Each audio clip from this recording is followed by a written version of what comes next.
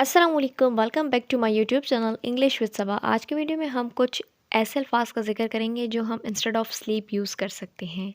यानी नींद के लिए बहुत से ऐसे वर्ड्स हैं जिसको यूज़ किया जा सकता है, जस्ट स्लीप ही नहीं है।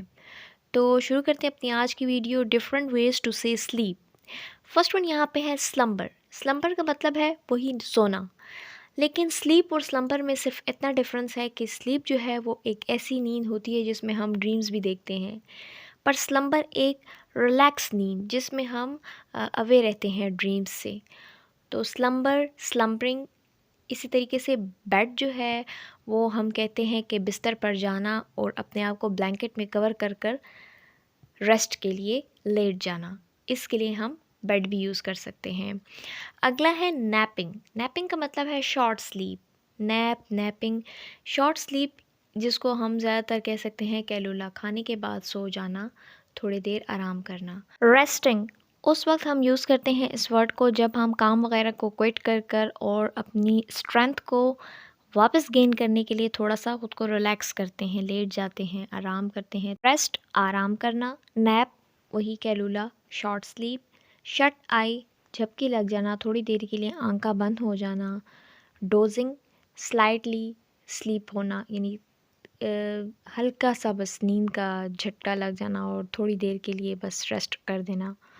स्नूजिंग, ये वही है कि 10-15 मिनट के लिए आंख का लग जाना। हो भी सकता है कि सम टाइम ये स्नूज़ लॉन्गर से के लिए भी हो सकता है, तवील हो जाता है थोड़ा, लेकिन ये कि ये इंसान की तबीयत को ख़राब कर देता है। अचानक से फिर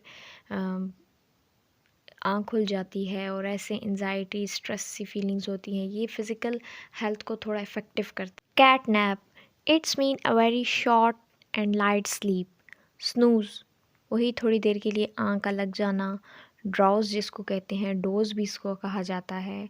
सिएस्टा, ये एक स्पेनिश वर्ड है जिसको शॉर्ट स्लीप के लिए यूज़ किया जाता है अर्ली आफ्टरनून में जब नींद की जाती है, स्पेशली हॉट कंट्रीज़ में। विंक, इसका मतलब है आंखें झपकाना। हम जैसे कहते हैं विंकिंग, ब्लिंकिंग आई। तो यहाँ पर जो है विंक को जब स्लीप के सेंसेस में लिया जाता है तो उसको एक एक्सप्रेशन के थ्रू शो किया जाता है। जब भी शॉर्ट अमाउंट ऑफ स्लीप हो तो उसके लिए विंक का वर्ड इस्तेमाल करते हैं। कैट नैपिंग, इसका मतलब है ऊँघ आना। कैट नैपिंग जो है वो एक शॉर्ट टाइम स्लीप होती है, लेकिन वो ब्रेन को बिल्कुल फ्रेशन अप कर देती है। नेक्स्ट है जिज़, ये हम स्लीप के लिए वर्ड का इस्तेमाल करते हैं। ड्रीमिंग, ड्रीमिंग जो है वो एक ऐसी थॉट्स और इमोशंस की सीरीज़ रोनुमा होती हैं ड्यूरिंग स्लीप, जिसके लिए ड्रीमिंग का वर्ड यूज़ किया जाता है। रिपोज, रेस्टिंग की स्टेट को रिपोज कहा जाता है, यानी आराम कर रहे हों। आराम में हो सकता है कि आप नींद भी कर लें, तो रिपोज कहते हैं रेस्ट की स्टेट को।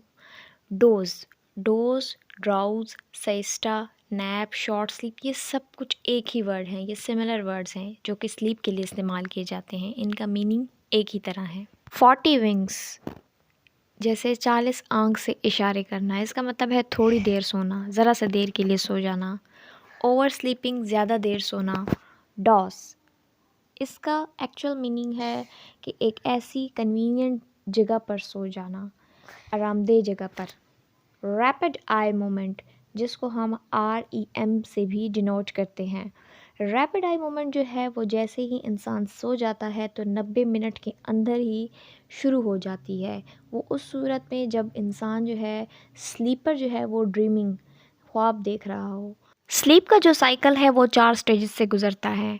फर्स्ट स्टेज जो होती है जिसको N1 कहा जाता है, non rapid eye movement, NREM से जिसको डिनोट किया जाता है। इंसान पे नींद का गलबा आना शुरू हो जाता है। इसके बाद हार्ट बीट और ब्रीथिंग रेट स्लो डाउन हो जाता है, मसल्स रिलैक्स होना शुरू हो जाते हैं। कुछ ही मिनट के बाद स्टेज 2 शुरू हो जाती है जिसमें लाइट स्लीप अपेयर होती है। इसमें हार्ट बीट और ब्रीथिंग मज़ीद स्लो डाउन हो जाते हैं, आई मूवमेंट कोई नहीं होती, बॉडी टेम्परेचर ड्रॉप कर जाता है, ब्रेन जो है वो स्लीप स्पिंडल्स को प्रोड्यूस करता है और 25 मिनट के बाद डीपेस्ट स्लीप की कंडीशन आ जाती है। इसमें हार्ट बीट और ब्रीथिंग अब जो है वो स्लोवेस्ट होना शुरू हो जाते हैं। पहले तो बिल्कुल ड्रॉप हो गए थे, डाउन हो गए थे, अब स्लोवेस्ट होते हैं। आई मूवमेंट कोई नहीं होती, बॉडी जो है वो फुली रिलैक्स्ड हो जाती है। डेल्टा ब्रेन वेव्स प्रेजेंट होती हैं, टिश्यू रिपेयर होना शुरू हो जाते हैं और इसके साथ साथ उनकी ग्रोथ भी होती है और सेल की रीजनरेशन होती है। इम्यून सिस्टम स्ट्रेंथन हो जाता है। इसके बाद आर स्टेज आ जाती है, जिसको स्टेज 4 भी कहते हैं, रैपिड आई मूवमेंट स्टेज भी कहा जाता है। N1 N2 N3 के बाद आर स्टेज आती है। इस स्टेज में ड्रीम की शुरुआत हो जाती है, आई मूवमेंट रैपिड होना शुरू हो जाती है, ब्रीथिंग और हार्ट रेट इंक्रीज होता है, लिम्स मसल जो हैं वो टेम्पररी पैरालाइज हो जाते हैं और ब्रेन एक्टिविटी इंतहाई तेज़ हो जाती है।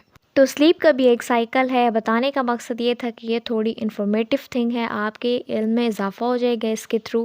रैपिड आई मूवमेंट जस्ट ये नहीं है कि आंख का तेज़ हरकत करना, बल्कि उसके पीछे एक पूरी कहानी मौजूद है जो कि 4 स्टेजेस से गुज़र कर आती है, यानी 3 स्टेजेस कवर हो जाते हैं, उसके बाद ही रैपिड आई मूवमेंट स्लीप में शुरू हो जाती है। तो अब अगली स्लाइड पे देखते हैं कि हमारे पास स्लीप के लिए ऐसे कौन से वर्ड हैं जो कि हम यूज़ कर सकते हैं अपने डेली लाइफ में। Be in the land of nod, इसका मतलब है falling asleep. Be in the arms of Morpheus, an untroubled और ड्रीमी स्लीप, जब इसमें आपको ख्वाब आए और नींद में कोई दिक्कत ना हो। स्लीप लाइक अ लॉग, जब इंसान बग़ैर शोर के सो जाए तो उसके लिए हम ये फ्रेज़ यूज़ करते हैं, स्लीप लाइक अ लॉग, इन तुम ऐसे सोए हुए थे सन्नाटे में, खामोशी में।